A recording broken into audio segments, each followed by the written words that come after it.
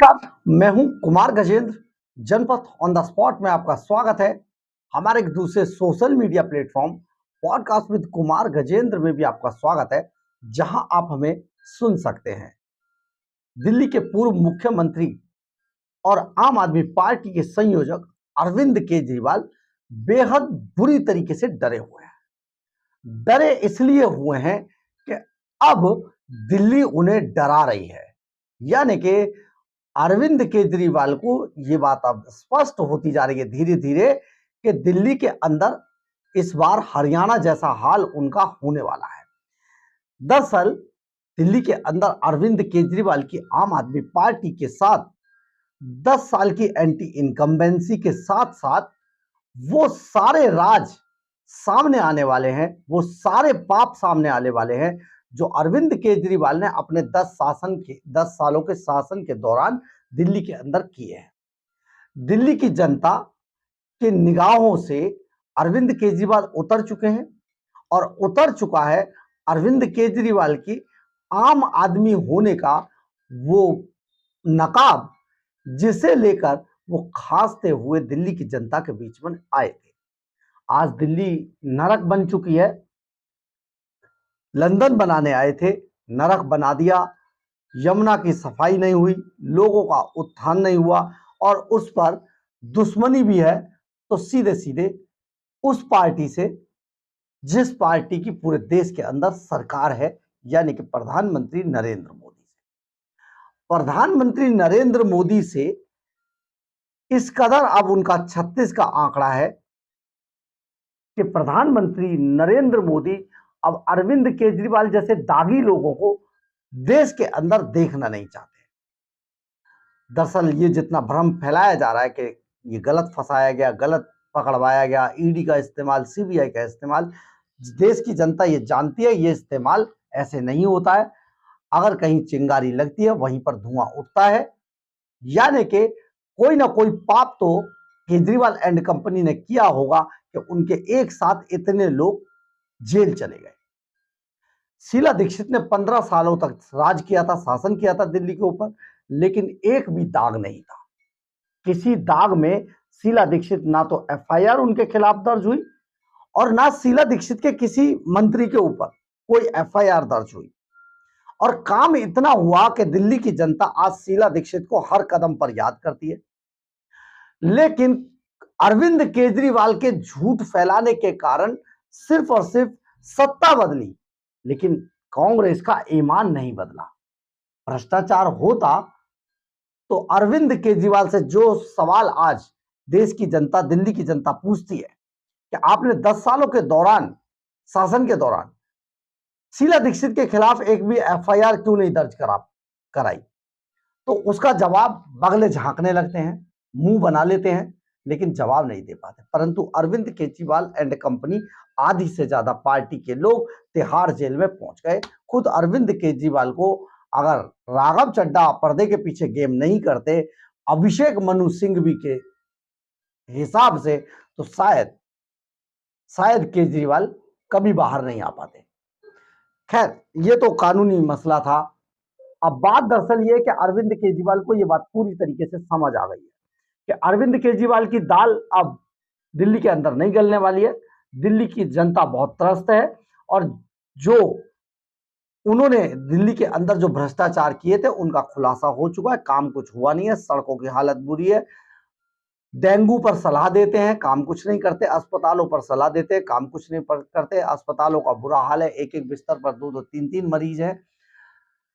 मोहल्ला क्लिनिक के डॉक्टरों को कई महीने से सैलरी नहीं मिली है, अस्पतालों में नर्सों को सैलरी नहीं मिली है, कॉलेजों में लेक्चरर्स को सैलरी नहीं मिली है, एमसीडी के लोगों को सैलरी नहीं मिली है, बुजुर्गों को पेंशन नहीं मिली है। देश का खजाना घाटे में है। 7,000 करोड़ रुपए का पहली बार 31 साल में घाटे में चला गया खजाना।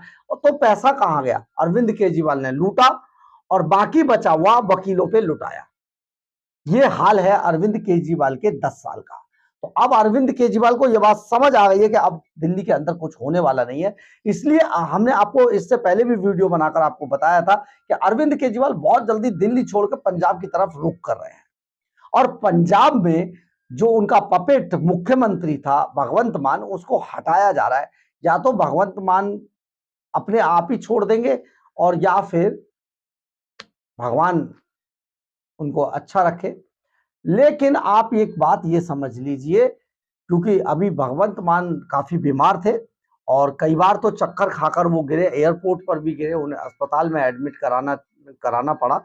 बड़ी गंभीर हालत बताई जा रही थी। लेकिन आपको हम यहाँ पर ये बता देते हैं कि ये सारी कवायद जो चल रही है वो अरविंद केजरीवाल के लिए पंजाब की कुर्सी को खाली कराने की चल रही है।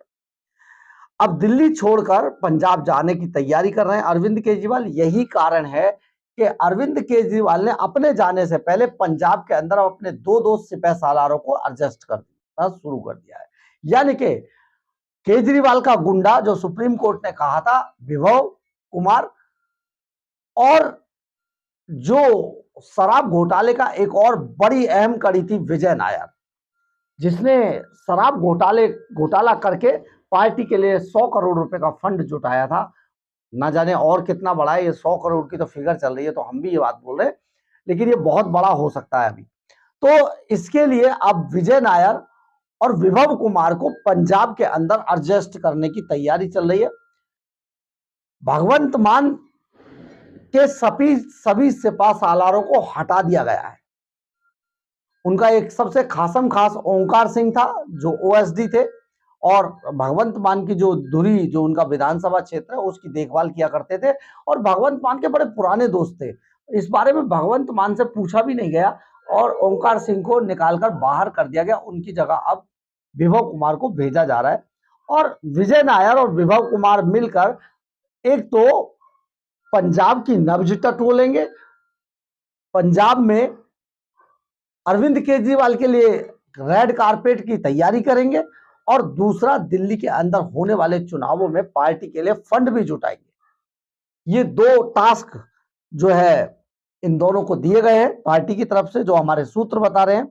और इनमें पहला एक कारण सबसे बड़ा ये भी है कि भगवंत मान पे नजर भी रखी जाएगी। तो यानी कि भगवंत मान की जासूसी, अरविंद केजरीवाल के लिए तैयारी करना, वहां पर रेड कारपेट की तैयार करना, और पार्टी के लिए फंड जुटाना। देखिए अरविंद केजरीवाल ये बात बहुत अच्छे से समझ गए, उन्होंने बड़ा सोचा होगा जेल के दिनों में कि पार्टी को अगर जीवित रखना है तो फंड की बड़ी आवश्यकता है।